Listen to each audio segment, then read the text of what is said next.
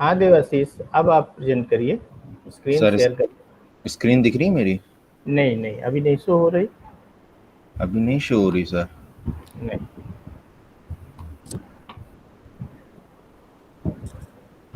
Sir share.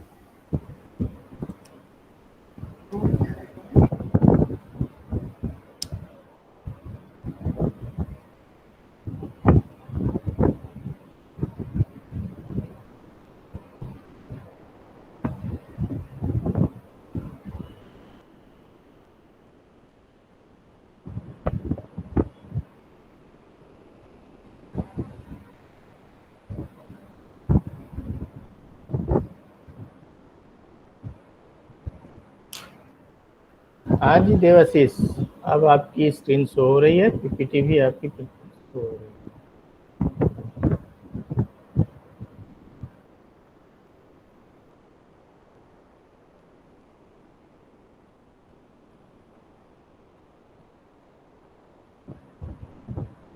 है तुम्हारे।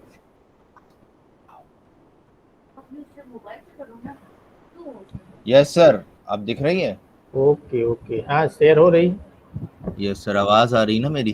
पहले आवाज नहीं बिल्कुल। आ रही थी। नहीं, क्लियर आ रही है आवाज़ आपकी, अब आप शुरू करें। Yes sir.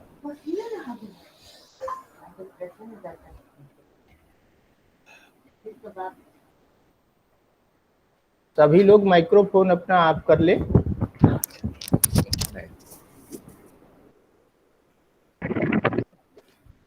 Very good morning to everyone present over here. Today, I, Devashish Mishra, a student of Chhatrapati Sahuji Maharaj University campus, Department of Education, B.Ed first year student, is going to present a PPT presentation, and my topic is in Swami Vivekananda's Indian philosophical thought and his contribution to educational practice.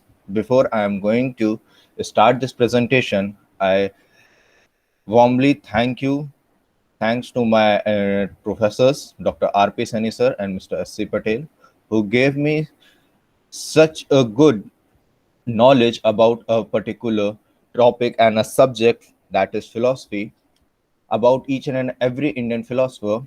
And due to their knowledge which they provided me through their teaching, I am hereby stands before you to present my presentation.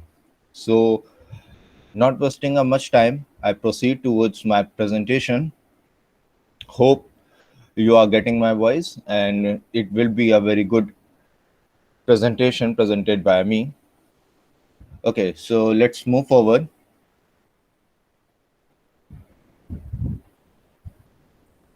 First, I will defining of the education by Swami Vivekananda is in such a way that Swamiji describes the religion as the manifestation of the divinity already in a man. Also, he defines the education as the manifestation of the perfection already in a man. Here, इस चीज को जो मैंने पढ़ा जिसमें लिखा है स्वामी describes the religion as the manifestation of the divinity already in a man, and also he defines education as the manifestation of the perfection already in man. इसका मतलब यहाँ पे कुछ वर्ड्स ऐसे हैं जो सबसे पहला वर्ड जो मैं क्लियर करना चाहूंगा वो है मैनिफेस्टेशन. इसका मतलब होता है implies that something already exists and is waiting to expressed. मतलब कहने का उनका तात्पर्य यह था कि कुछ चीजें मनुष्य के अंदर पहले से ही होती हैं, बस वो इंतजार कर रहा होता है उस चीज को एक्सप्रेस करने का. आगे पढ़ेंगे. The main focus is learning is to make the hidden ability of the learner manifest. Knowledge is inherent in a man, not acquired from the external source. Swami ji का कहना है कि मनुष्य के अंदर जो नॉलेज होती है वो उसके अंदर पहले से ही होती है, बस हम लोग जो मनुष्य होता है उसको उस चीज को अपने उस नॉलेज को किस तरीके से एक्सप्रेस करे वो होता है. और नॉलेज कभी भी क्या कहते किसी से मतलब एक्वायर नहीं करी जाती, मतलब एक्सटर्नल सोर्सेस से आप एक्वायर नहीं कर सकते. स्वामी जी का ऐसा मानना था. मतलब आप ये सोचें कि हम कोई चीज पढ़ के कोई चीज करके मतलब इस तरीके से हम उसको उसमें नॉलेज हम उससे मानता हासिल कर लेंगे. उनका मानना ऐसा नहीं था. उनका मानना था कि हर मनुष्य के अंदर पहले से ही गुण होते हैं किसी चीज को ग्रैब करने और किसी चीज को समझने और अपने आप को एक्सप्रेस कर. बस उसको उस चीज का टाइम चाहिए होता है। स्वामी जैसे एक छोटा सा बच्चा होता है, आपने देखा होगा क्या, जब छोटा बच्चा होता है आपने देखा होगा, जब वो बड़ा होता है तो वो बोलना सीखता है, और वो जो बचपन से भाषाएं सुनता है, मतलब अगर वो हिंदी सुनता आ रहा है तो वो पहला शब्द हिंदी में ही बोलेगा और वो आगे भी हिंदी बोलेगा। वैसा ही अगर हम बंगालियों में देखें तो बच्चा बचपन से ही बंगाली लैंग्वेज सुनता आता है, तो वो जब भी फर्स्ट लेटर या कुछ भी अपनी भाषाएं बोलता है तो क्या करता है, वो ऐसे बोलता है जैसे मतलब वो बंगाली में ही बोलता है, वो हिंदी में नहीं बोलता। कि उसको मतलब बच्चे को हम लोग हिंदी सिखाते नहीं बोलना, वो पहले से ही सीख के आता है। मतलब जब वो सुनता है, उस चीज को एक्वायर करता है, तब वो बोलना सीखता है। सेकेंड चीज इसमें है ऑलरेडी इन अ मैन, जैसे मैंने अभी बताया, refers to the human being potential which is the range of the ability and the talents known or unknown that is born with. Potential seeks of the possibility of awakening something that is lying dormant. Swami ji यहाँ पर ये कहते हैं कि मतलब उनके इस जो उन्होंने वर्ड यूज किया ऑलरेडी इन अ मैन का मतलब होता है, मतलब जैसे मैंने भी बताया ना कि बच्चे के अंदर बचपन से ही एबिलिटीज होती हैं उसकी, वो मतलब उसके अंदर खुद बचपन से ही टैलेंट होता है ना, जैसे कहते नहीं ही इज अ बॉर्न, इसके अंदर ये बॉर्न टैलेंट है किसी चीज का। कुछ बच्चों में ऐसी मैंने अभी नोटिस किया है, बहुत ही रिसेंटली मैंने एक अपने स्टूडेंट के अंदर एक चीज नोटिस करी है कि वो कोई चीज को अगर पढ़ता है तो अगर उसने कंटिन्यूस उस चीज को पढ़ लिया तो वो अपने माइंड में इस तरीके से सेट करता है जैसे वो उसके माइंड में इनबिल्ड है। और ये चीज मैंने उसके कई बार ऑब्जर्व करने के बाद जब उसके पेरेंट्स से पूछा तो उनके पेरेंट्स का भी यही था कि बचपन से ही इसके अंदर ये थी कि जब ये कोई चीज को कंटिन्यूसली पढ़ता था तो ये अपने माइंड में इस तरीके से एक्वायर कर लेता था जैसे ये बहुत पहले से सब चीजें सीख के आया। सो यही चीज स्वामी जी बताना मांग रहे थे। एंड द थर्ड चीज is perfection, refers to the Greek word telesis, translated as perfect, and suggested the idea of attaining a goal or an end. Perfection in education parlance is the goal of actualizing the highest human potential. स्वामी जी का ये कहना था कि मनुष्य के अंदर सिर्फ education ही होती है, मतलब एजुकेशन जो है सिर्फ वही तक नहीं है, उसका उस चीज को प्रेजेंट करने का परफेक्शन। जैसे आज हम लोग अपनी प्रेजेंटेशन को जब हम लोग प्रेजेंट कर रहे हैं तब हमारे हम लोग उसको किस तरीके किस परफेक्शन से उसको प्रेजेंट कर रहे हैं, हम क्या कहीं पे लैग कर रहे हैं या हम कहीं पे कोई प्रॉब्लम तो नहीं हो रही है हमारे साथ या कुछ भी ऐसा है, तो हम मतलब इस तरीके से हमें अपने अंदर को उसको प्रिपेयर करते हैं। पहले कोई भी चीज को प्रेजेंट करने से पहले प्रिपेयर क्यों करते हैं, क्योंकि हम उसमें परफेक्शन पा सकें, कि हम उसको कितने अच्छे से अपने आप को एक्सप्रेस करके अपने जो थॉट्स मैंने लिखे हैं उसको हम किस तरीके से बता सकें। और यही चीज एक हाईएस्ट ह्यूमन पोटेंशियल्स होते हैं, मतलब ह्यूमन के अंदर बहुत पोटेंशियल होता है, अगर वो चाह ले कोई चीज तो वो हर चीज को कर सकता है। द सेम इज आगे भी स्वामी जी ने कुछ डेफिनेशन डिफाइन किया एजुकेशन को कुछ इस तरीके से, life building, man making, character making, assimilation of ideas and not a certain amount of information that is put into your brain and run riot there undigested all your life. स्वामी जी ये कहते हैं कि जो एजुकेशन है वो कुछ इस तरीके से होती है जिसमें लाइफ बिल्डिंग का इन द सेंस होता है कि किस तरीके से मनुष्य को अपनी जिंदगी जीनी है।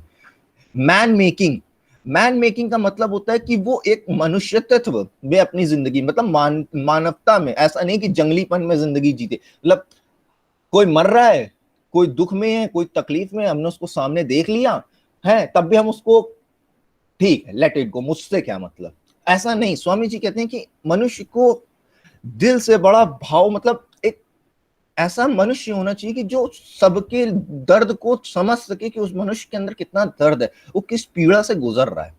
थर्ड चीज इज करेक्टर मेकिंग, उनका ये भी मानना था कि करेक्टर एजुकेशन में करेक्टर मेकिंग मनुष्य का, जैसे कहा नहीं जाता है कि पैसा गया सब कुछ गया कोई हानि नहीं होती, लेकिन अगर मनुष्य का चरित्र खराब हो गया तो उसका सब कुछ चला गया, बगैर उसके पास चाहे जितना पैसा हो।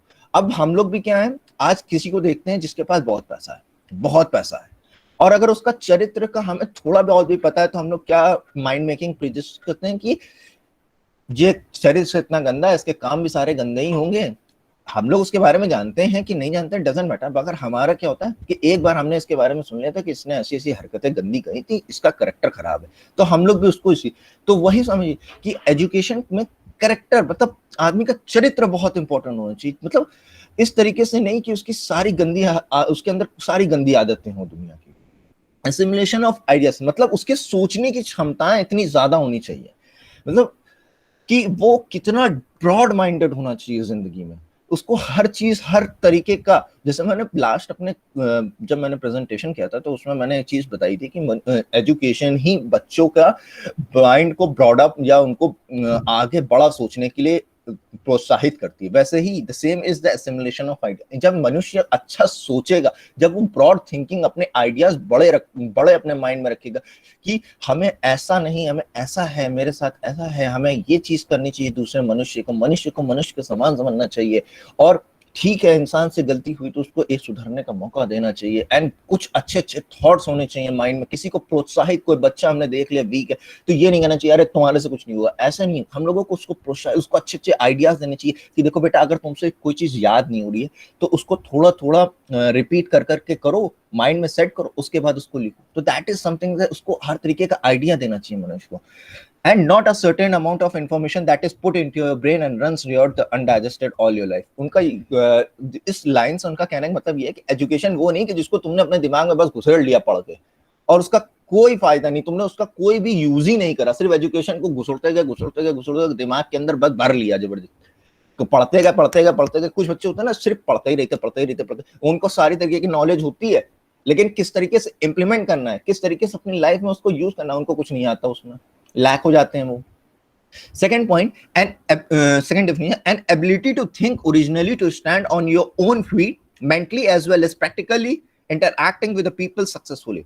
यहाँ पे स्वामी जी एजुकेशन को इस तरीके से डिफाइन करते हैं जिसमें वो कहते हैं कि मनुष्य के अंदर उसकी खुद की मतलब ओरिजिनलिटी होनी चाहिए, कोई एक मतलब कहते नहीं, this is an individual person. जैसे ये बहुत लोगों से आपने सुना होगा, this is an individual person who reflects him in his own ways, जिसके अपने तरीके होते हैं जिंदगी जीने के। क्योंकि क्यों होते हैं ऐसे लोगों के? क्योंकि वो अपने में इतने कॉन्फिडेंट होते हैं कि उनको पता होता है कि हाँ हम इस काबिल हैं और हम इससे अच्छा कर सकते हैं, and I will do it, मैं ये कर सकता हूं और मैं ये करूंगा। तो ऐसे क्या होता है, माइंड से वो सेट होते हैं, अपने मेंटली और प्रैक्टिकली फिट होते हैं। और interacting with the people successfully का मतलब होता है कुछ बच्चों में ऐसी आदतें देखी गई हैं कि वो नहीं मतलब ग्रैब नहीं कर पाते हैं। जैसे जैसे बहुत से बच्चे होते हैं, आपने देखा होगा कुछ के पेरेंट्स जैसे होते हैं, वो बच्चों को को एजुकेशन में नहीं डालना मांगते हैं। बेसिकली आज सबसे ज्यादा को एजुकेशन में बच्चे पढ़ रहे हैं, लेकिन एक टाइम था जब को एजुकेशन में बच्चे लड़का लड़कियां साथ नहीं पढ़ते थे। क्यों नहीं पढ़ते थे? क्योंकि उनका माइंडसेट ऐसा था। और यही बच्चे जब बाहर आए, जब उन्होंने दुनिया में फेस करा, कंपटीशन करा, वहां तो ऐसा तो नहीं है कि कंपनी में सिर्फ लड़का ही काम करेंगे लड़कियां काम नहीं करेंगे, वहां तो दोनों काम करेंगे। तो वो लोगों को इंटरेक्शन प्रॉब्लम्स होती थी, वो बर्दाश्त नहीं कर पाते थे। कुछ चीजों में वो ऐसे होते थे कि उन्होंने देखा कि लड़की की पोस्ट हमसे आगे और हम लड़की से नीचे हैं, तो वो ये तक बर्दाश्त नहीं कर पाते थे। और ये सिर्फ तभी नहीं था, अभी भी हम कुछ चीजों में देखें ये चीज बहुत पाई गई है, ये अभी भी पाया जा रहा है। अगर आप हम one of my friend was a law student, उसने मेरे को बताया कि शी वाज अ गर्ल। सो उन्होंने बताया था कि वो इंटर्नशिप पे थी, तो उनके साथ ऐसा हुआ कि जो वहां के थे वो कहते थे कि औरत जात को कभी इतना ऊपर नहीं उठना चाहिए, मर्दों से हमेशा नीचे। सो आई वाज लाइक यार पता नहीं कौन से सेंचुरी में जी रहे हैं, जाने दो, ज्यादा नहीं, अपने एजुकेशन और अपने आप को किस तरीके बिल्डअप करना उसके बारे में सोचो। सो मैं आई वाज वेरी थॉट कि मतलब इंसान कितना अजीबोगरीब सोचता है कि वो एक औरत उससे ऊपर नहीं हो सकती, है ना। तो यही सब चीजें कि वो डाइजेस्ट नहीं कर पाते, इंटरेक्ट नहीं हो पा रहे, क्योंकि वो बर्दाश्त ही नहीं कर सकते उस चीज को। The third definition, process by which the character is formed, strength of a mind increase and intellect sharpened, as a result of which one can stand on one's own feet। इसमें स्वामी जी इस तरीके से डिफाइन करते हैं कि जब किसी चीज की करेक्टर फॉर्म होता, मतलब किसी मनुष्य किसी का करेक्टर होता, कोई चरित्र होता है किसी का अच्छा होता है, जब वो कॉन्फिडेंट होता है, उसका माइंड से अपने अंदर इतना कॉन्फिडेंट होता है कि हम कर सकते हैं, आई कैन डू इट, हम करते आ रहे हैं, हम इससे और अच्छा कर सकते हैं। जब इंसान के अंदर इतना माइंड होता है ना, इतना मतलब तो अपने में कॉन्फिडेंस होता है ना, तो वो हर तरीके का प्रयास करता है उस चीज को, वो अपने पैरों पे चल के खड़ा होकर चलना सीख जाता है। जरूरी जैसे छोटा बच्चा होता है, आपने अक्सर ऑब्जर्व करा होगा, जब वो छोटा बच्चा होता है, जब वो चलना शुरू करता है तो सबसे पहले वो घुटने के बल घिसता हुआ चलता है। जब वो घिसते हुए चलता है, फिर वो खड़ा होता है, पकड़ के खड़ा होना सीखता है, फिर वो धीरे धीरे पैर आगे बढ़ाता है, फिर वो उसी को पकड़ पकड़ के चलता है, फिर उस क्या करते हैं पेरेंट्स, उसको वॉकर में डालते हैं, वॉकर में भी वो जल्दी जल्दी दौड़ना चलना, क्यों जल्दी दौड़ने की कोशिश करता है? क्योंकि उसको कॉन्फिडेंस आ जाता है कि अगर हम पकड़ के चल रहे हैं तो हम सही चल रहे हैं। तो फिर वो करते करते करते करते ऐसा क्या होता है, एक दिन वही बच्चा क्या है, दौड़ने लगता है। क्यों? क्योंकि उसके अंदर, उसके मेंटली में, उसके दिमाग के अंदर क्या हो गया, कॉन्फिडेंस आ गया कि हम चल सकते हैं तो हम दौड़ भी सकते हैं और हम दौड़ेंगे। तो ये माइंड में आ गया ना, उसके बन गया। सो ऐसे ही कुछ एजुकेशन को भी स्वामी जी ने डिफाइन किया है कि जब एजुकेशन माइंड में इंसान के इतना होती है कि वो अपने एजुकेशन पे कॉन्फिडेंट होता है, तो वो अपने खुद के पैरों पे खड़े होके और दुनिया में अपने आप को रिप्रेजेंट कर सकता है। Moving forward, education is the discovery of the inner self, the self revolution. Education is the development from with in. यहाँ पे स्वामी जी ये कहते हैं कि एजुकेशन वो है जो मनुष्य के अंदर के भाव को, मतलब उनके अंदर के भाव को निकाले, बाहर निकाले कि उसके अंदर क्या चीज ऐसी है जो वो सबसे बेस्ट कर सकता है। हर मनुष्य के अंदर एक कोई ना कोई चीज होती है एजुकेशन से रिलेटेड। किसी की राइटिंग बहुत अच्छी होती है, तो किसी के बोलने का, किसी को एक्सप्रेस करने का, इवन किसी को अपनी तरफ अट्रैक्ट करने का तरीका, तो बहुत हर बच्चों में डिफरेंट तरीके से होता है। जैसे कि सब कहते हैं ना, पांचों उंगलियां बराबर नहीं होती हैं। जी हाँ, पांचों उंगलियां बराबर नहीं होती हैं, लेकिन पांचों उंगलियों में अपना एक टैलेंट होता है। आपको अपने ही थंब और फर्स्ट फिंगर को पकड़ के ही और सेकंड फिंगर की मदद से ही आप पेन को चला सकते हैं अपनी कॉपी पे। जरूरी नहीं है कि आप क्या कहते हैं लास्ट फिंगर को लेके आप अपने पेन से अपनी कॉपी पे लिख पाएंगे, ऐसा नहीं है। सो द सेम इज, अगर कभी कभी हमारे ईयर में ईचिंग होती है और हम लोग बाहर हैं, तो हम लोग क्या करते हैं, अपनी छोटी उंगली को कान में डाल के और कस के उसको हिलाते हैं, शेक करते हैं, ताकि हमारे क्या है, ये इसका काम है, ये इसका मतलब यूज है। The same is education. Education जैसे मनुष्य के अंदर है, वो उसको उसी तरीके से, और हर इंसान के अंदर एजुकेशन होती है। Education is the development from with in. उसके अंदर खुद से वो चीज बाहर आती है। The Vivek second definition is somewhat like this. Vivekanand doesn't believe in the system of education where the learned mind gets jam-packed with the information without having the space for the independent thinking. Vivekananda ji, Swami ji ये कहते हैं कि education, वो ये कहते हैं कि system जो हमारा एजुकेशन का, वो जो कुछ इस तरीके से है ना कि, एक्सक्यूज मी, वो कुछ इस तरीके का है कि सब बच्चों के अंदर सारी एजुकेशन के माइंड के अंदर घुसरते जाओ, वो हर चीज को ग्रैब करता रहे लर्नर, मगर वो अपने इंडिपेंडेंट थिंकिंग करना, उसके पास उसकी इंडिपेंडेंट थिंकिंग की कोई स्पेस ही ना रह जाए। वो कुछ और सोच ही ना पाए। जो उसने पढ़ लिया उसको उसने सच मान लिया, उस पर वो कभी इन्वेस्टिगेट, उस पर कभी प्रैक्टिकल को वो कर ही नहीं सकता, कोई इंडिपेंडेंट थिंकिंग ही ना कर पाए। तो कुछ इस तरीके से स्वामी जी ने डिफाइन करा है। And the best I got is this definition: if education is identical with information, the libraries are the greatest sages of the world. Regrettable, we treat innocent learner as nothing better than a vessels to be suffered with the carload of facts with little space for exploring their hidden potentials. यहाँ पे ये मेरे को सबसे, मैंने इसको अलग bracket में इसलिए रखा है क्योंकि ये सबसे सही, मतलब बहुत अच्छा लगा मेरे को ये, क्योंकि इसमें इन्होंने एक चीज बोली है, if education is identical with information. उनका कहने का तात्पर्य कुछ इस तरीके से कि अगर एजुकेशन सिर्फ इंफॉर्मेशन पाना होता ना, तो जो लाइब्रेरीज हैं दुनिया में सबसे ज्यादा रोल प्ले कर रही होती, वो सबसे ज्यादा इंपॉर्टेंट होती इन एजुकेशन के मामलों में, सिर्फ वो इंफॉर्मेशन प्रोवाइड कर। क्योंकि लाइब्रेरी क्या होती है, it is a full of books, जहाँ पे बहुत सारी बुक्स होती हैं। बुक्स क्या देती हैं हमें, इंफॉर्मेशन देती हैं। तो कहते हैं ऐसा नहीं है। रिलेटेड भी वो कहते हैं, we treat innocent learner as nothing better than a vessel to be stuffed with the carload of the facts with the little space for exploring their hidden potentials.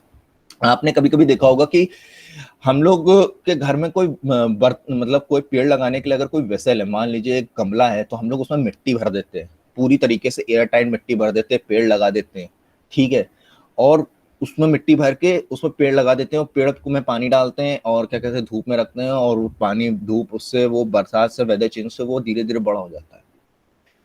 वैसे ही वो कहते हैं कि बच्चों के अंदर हम लोग सिर्फ एजुकेशन, सिर्फ इंफॉर्मेशन को घुसड़ते जा रहे हैं, वो अब उसके अंदर उतनी स्पेस नहीं बची कि वो अपना हिडन पोटेंशियल को बाहर निकाल सके और उसको एक्सप्रेस कर सके। आज सबसे ज्यादा बच्चों में जो लैक ऑफ कॉन्फिडेंस हम लोग देखते हैं कि बच्चे अपने आप को एक्सप्रेस नहीं कर सकते, वो सिर्फ इसी वजह से क्योंकि उनको कभी उनकी हिडन टैलेंट को एक्सप्रेस करने का मौका ही नहीं मिला। सो होप अभी तक आपको हर चीज समझ में आई है।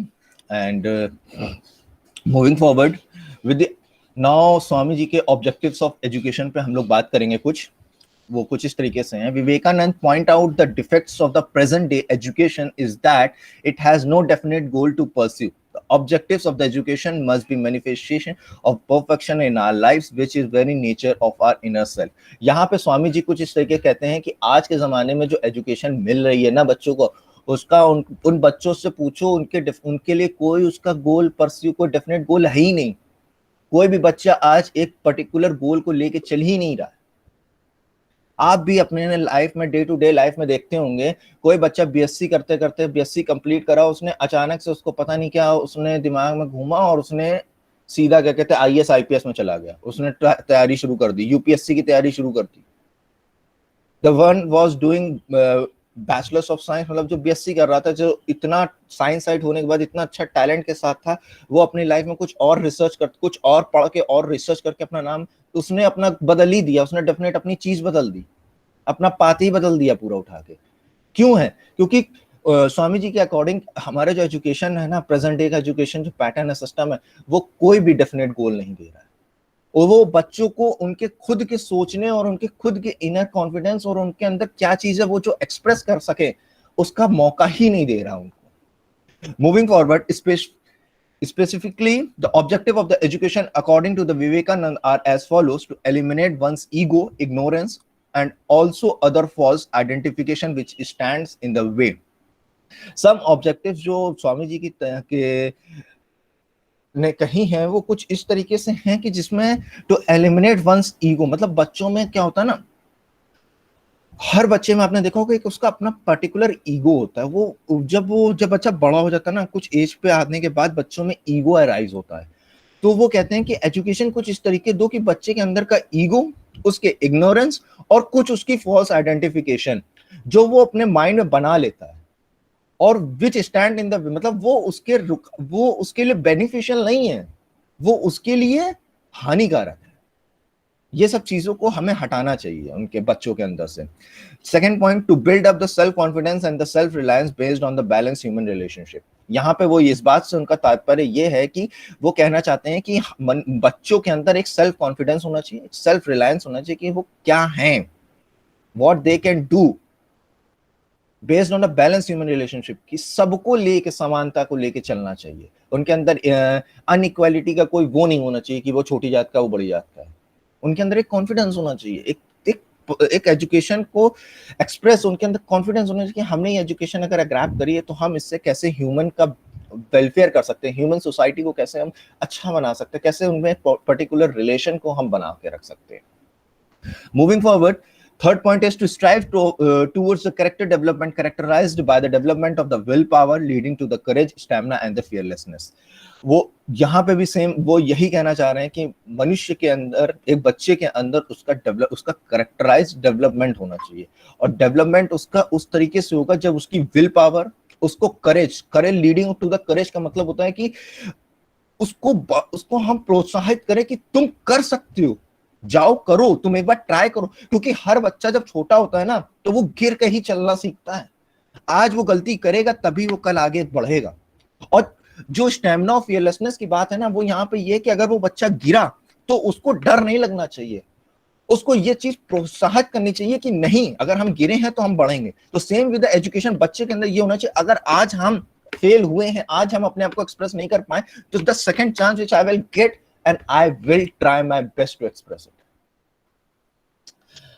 The fourth point, to develop the adaptability and able to meet the challenge of the changing society. वो ये भी कहना चाहते हैं इसमें कि क्या कहते हैं, मनुष्य को अपने अंदर, मतलब बच्चे के अंदर एक चैलेंज, मतलब कि वो सोसाइटी को किस तरीके से चैलेंज कर सके. कल को वो आज वो अपने क्लास में है और क्लास में अपने आप को रिप्रेजेंट कर रहा है, नहीं कर पा रहा है, तो उसके लिए बहुत खराब चीज है कि वो अपनी चेंजिंग सोसाइटी में आगे जाके अपने आप को एक्सप्रेस नहीं कर पाएगा, वो कहीं ना कहीं लैग कर जाएगा. The third point, to lead to a feeling of the brotherhood and the unity of the mankind. यहाँ पे वो ये कहते हैं कि बच्चों के अंदर एक यूनिटी होनी चाहिए, एक unity in the sense of feeling of a brother kind का मतलब होता है कि हर बच्चा के अंदर ये होना चाहिए कि ये जो दूसरा बच्चा मेरे बगल में है ये भी मेरे बराबर ही है. To serve God through serving the masses, work in worship. वो ये भी कहते हैं कि बच्चों को गॉड की पास, मतलब दुआ, बंदगी और प्रार्थनाएं परमेश्वर से, भगवान से जरूर करनी चाहिए, उनकी वर्शिप जरूर करनी चाहिए। और वो ये भी कहते हैं कि जो काम है वही वर्शिप है, वो भी वर्शिप है। आप काम को अदर वेज में ना लें, आप बच्चों के अंदर ये होना चाहिए कि जो उनका वर्क है वो भी एक तरीके की वर्शिप है। To acquire the spirit of renunciation, मतलब इस तरीके के उनके अंदर आत्मा से उनके अंदर ये होना चाहिए कि स्पिरिट ऑफ रेनुंशिएशन मतलब त्याग, स्पिरिट ऑफ त्याग, कि अगर हमें नॉलेज चाहिए तो हमें अपने कुछ सुख को त्यागना पड़ेगा, क्योंकि हमें ये पता है जैसे कि संस्कृत में एक लिखा है, मैं उसका हिंदी भाव बोल सकता हूँ, मैं संस्कृत मुझे नहीं आती इतनी अच्छी, मैं फिर भी बोला कि जो जो जिसके पास खुशी है, मतलब जिसके पास सुख है उसके पास विद्या नहीं, और जिसके पास विद्या उसके पास सुख नहीं, कुछ इस तरीके का लिखा हुआ है। तो जी हाँ, बच्चों को अगर विद्या चाहिए, विद्या को ग्रहण करना, विद्या को समझना, तो उनको सुख का त्याग तो करना ही पड़ेगा। या तो सुख त्याग करके विद्या पालो, या विद्या त्याग करके सिर्फ सुख पालो, और वो सुख ज्यादा टाइम का नहीं होता। Moving forward, the method of teaching now. अब किस तरीके से बच्चों को पढ़ाना चाहिए स्वामी जी के अकॉर्डिंग, वो कुछ इस तरीके, the task of the teacher is only to help the child to manifest its knowledge by removing the obstacle in its way. उनका कहना है कि टीचर को कुछ इस तरीके बच्चों के अंदर ऐसा प्रोत्साहन करना चाहिए, ऐसे इस तरीके से अपने आप को टीचर को एक्सप्रेस करना चाहिए बच्चों को, कि मतलब बच्चों के जो ब्रेकर्स हैं, जो बच्चों के अंदर, जो बच्चों के सामने आ रहे हैं, उनको उनकी नॉलेज को एक्सप्रेस करने से रोक रहे हैं, उनको हटाना चाहिए, उनको बताना चाहिए कि किस तरीके से तुम इसको हटाओ और आगे बढ़ो। Second point, the learner is just like a plant. One cannot do anything more than supplying it water, air, manure, while it grow from its own nature. Swami ji यहाँ पे कहते हैं जो बच्चा होता है ना, छोटा सा बच्चा होता है, जो जिसको हम लोग पढ़ाते हैं ना, वो एक तरीके का एक प्लांट होता है, जिसको बड़ा करने में हम लोग कुछ नहीं कर सकते, सिर्फ इतना कर सकते हैं कि हम उस प्लांट को पानी दे सकें, हवा दे सकें, खाद प्रदान कर सकें, और फिर उसको नेचर पे छोड़ दें कि नेचर उसको ग्रो करेगा। वैसे ही बच्चा होता है, बच्चे को हम सिर्फ बता सकते हैं कि किस तरीके से उसे अपनी नॉलेज को ग्रैब करके एक्सप्रेस करना है, बाकी उसको अपने नेचर से ही सीखने दो। यहाँ पे बहुत अच्छी चीज लिखी, knowledge is inherent in every man self, what man knows is only what he discovers by taking the cover of his own soul. यहाँ पे इस बात का मतलब ये कुछ इस तरीके से कहता है कि हर मनुष्य को पता होता है कि उसके अंदर कितनी नॉलेज है, वो किस तरीके, बस मनुष्य को वो करना है कि किस तरीके से उस नॉलेज को वो डिस्कवर करे और कैसे वो उसको अपने आत्मा से निकाल के बाहर लोगों तक पहुंचाए, वो कैसे उसको एक्सप्रेस करके लोगों तक पहुंचा सके अपनी नॉलेज को। Moving forward, the method of the teaching must be problem solving under the bias free guidance of the teacher.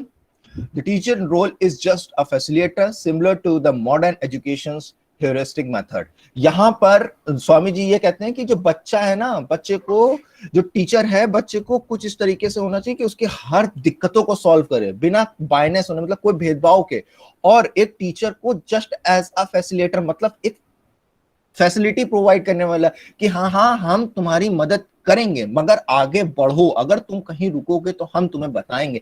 देखिए यहाँ पे जो मेथड लिखा है ना, similar to the modern education heuristic method, ये ह्यूरिस्टिक मेथड वाज समवॉट कि जिसमें बच्चे को स्वयं से करने का प्रोत्साहन देना, इसमें बच्चे को खुद से, उसके अंदर से, और जब उसको कहीं पे दिक्कत हो तब उसकी सिर्फ उसकी उस दिक्कत को हटाना और उसको छोड़ देना कि वो अपना आगे रास्ता स्वयं करे, अपने एजुकेशन को स्वयं एक्सप्रेस करे।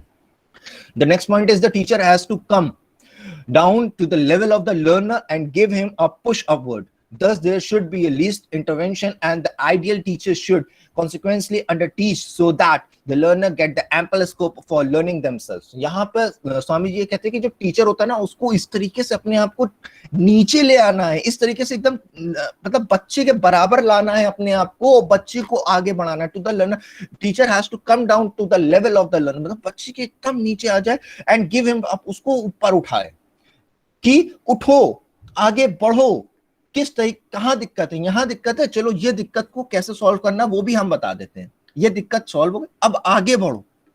यहाँ पे स्वामी जी ये कहना चाहते हैं, और कहते हैं कि उनको यहाँ पे लिखा है teacher should consequently under teach so that the learner get the ample of the scope for the learning. मतलब उसको उस तरीके से इन्वेंशन उस तरीके से समझा के छोड़ो कि आने वाले स्कोप वो किस तरीके अपने अपनी एजुकेशन अपनी लर्निंग वो खुद करे, खुद बाय खुद करे अपने आप में, ठीक है।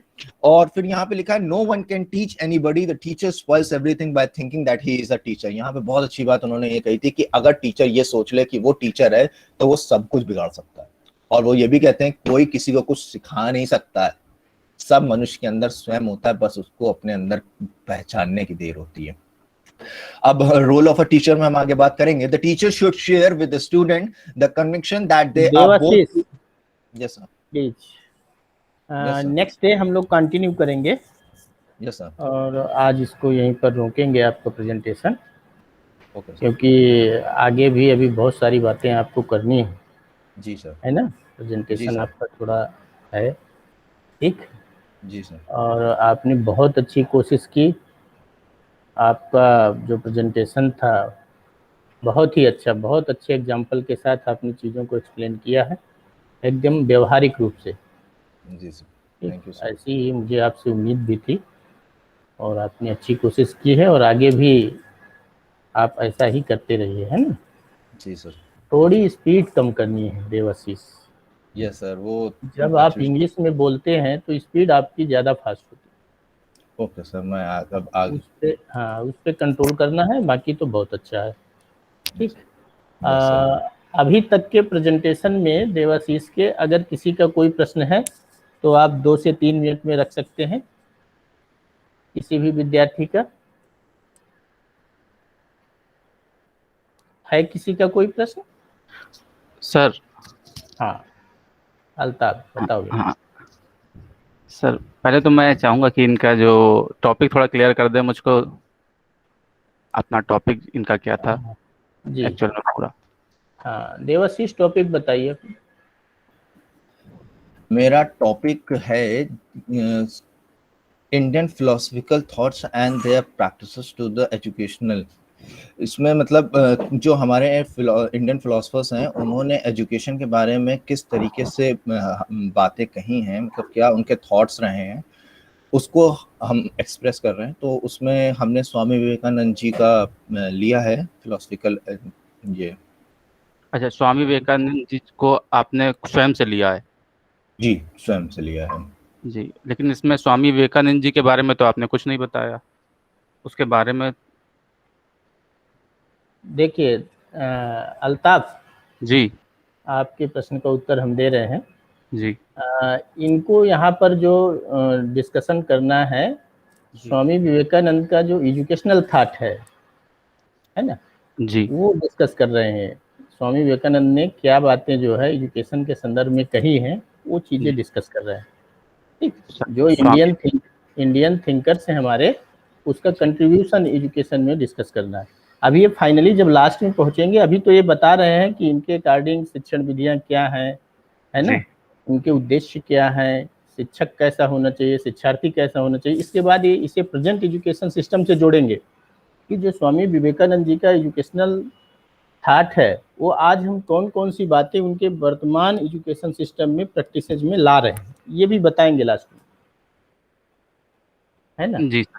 तो आपका जो प्रश्न था कि इन्होंने स्वामी जी मेरा के मेरा जो प्रश्न जीवन परिचय है उसके बारे में नहीं बताया है। नहीं, जैसे इन्होंने स्टार्टिंग विवेकानंद जी से करी, उनके एजुकेशनल थॉट्स के बारे में बताया, तो हाँ विवेकानंद जी कौन है ये हम लोग को पता है, हम लोग पढ़ रहे हैं, लेकिन प्रेजेंटेशन में इनको एक्सप्लेन तो करना चाहिए था थोड़ा कि विवेकानंद जी के बारे में 2 नहीं नहीं लाइन 4 लाइन। वो ठीक है आपका, लेकिन अभी किसी भी विद्यार्थी को आप देखेंगे स्वामी विवेकानंद स्पेशल मिला हुआ है। अभी ये सिर्फ यहाँ पर जो है कंट्रीब्यूशन डिस्कस कर रहे हैं, सिर्फ वो भी एजुकेशनल कंट्रीब्यूशन। अगर ये उसके बारे में बताने लगेंगे स्वामी विवेकानंद के, तो हो सकता है 2-3 प्रेजेंटेशन भी हो तो भी नहीं हो पाएगा, है ना अल्ताफ। तो पॉइंट टू पॉइंट ही बात चल रही है। आपका ठीक है, आपको लगता है कि देवाशीष को थोड़ा सा स्वामी विवेकानंद के बारे में, उनका जो जीवन परिचय है उसको भी डिस्कस करना चाहिए, या स्वामी विवेकानंद जी क्या है वो थोड़ा सा बताना चाहिए, ठीक है, लेकिन बहुत लेंदी हो जाएगा फिर, है ना। जो मैं जानता हूँ। जी, इसके बाद जब जी। स्पेशली अभी हम स्वामी विवेकानंद के बारे में पढ़ेंगे, किसी विद्यार्थी को मिला होगा, ऐसा नहीं है कि नहीं मिला है। जब इंडियन थिंकर की बारी आएगी ना, तो एक थिंकर दिया गया है, या आपको पढ़ाया नहीं गया? नहीं, वो तो सर बात अलग है कि मैंने पढ़ा है तो मैं जानता हूँ।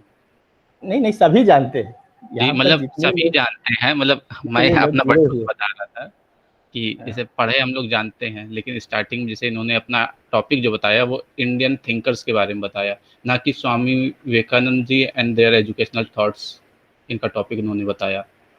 ये जो इंडियन थिंकर्स हैं उसमें से इन्होंने स्वामी विवेकानंद जी को लिया है।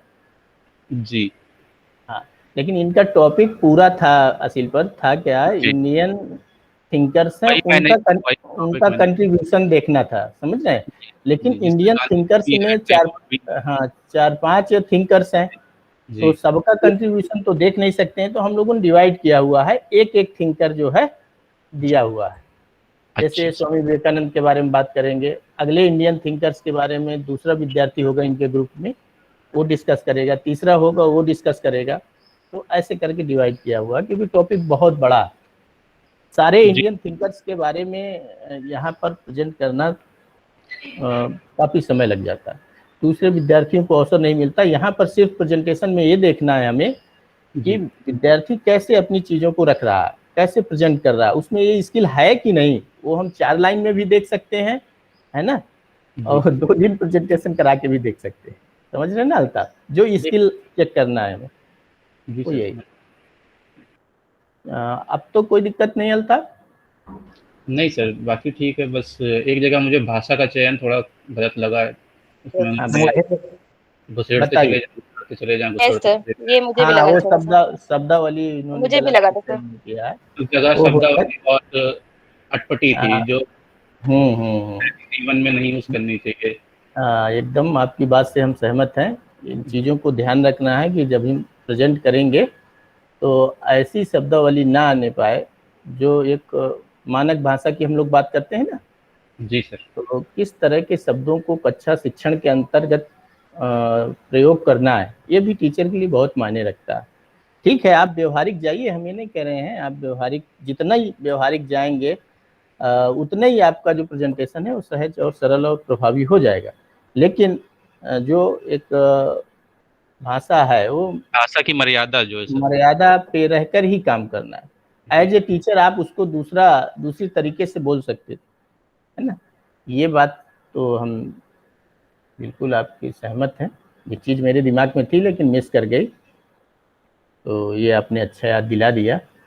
है ना देवाशीष? कई बार आप भावावेश में आके एकदम जो भाषा का प्रयोग हमें या जिन शब्दों का प्रयोग नहीं करना चाहिए वो भी आ जाते हैं। उसका एक ही कारण है, ज़्यादा इमोशनल हो जाते हैं आप उस चीज़ को समझाने के लिए, है ना? तो उस पे Okay, कंट्रोल sir. करना है, उस पे कंट्रोल करना है, कोई बहुत बड़ा Yes, sir. इश्यू नहीं है, कंट्रोल किया जा सकता है और आप लोग ही करेंगे, है ना? Yes, sir. क्योंकि आप लोग जो काम कर रहे हैं ना, आपने पढ़ा होगा कोठारी कमीशन, पढ़ा है? Yes, sir. जी सर। राष्ट्रीय शिक्षा आयोग भारत का सबसे बड़ा आयोग था, जिसने जो है शिक्षा के विभिन्न पहलुओं पर जो है अपने विचार प्रस्तुत किए थे। तो उसमें एक जगह ये बात भी डिस्कस की गई है कि भारत के भाग्य का निर्माण भारत की कक्षाओं में किया जा रहा है ना?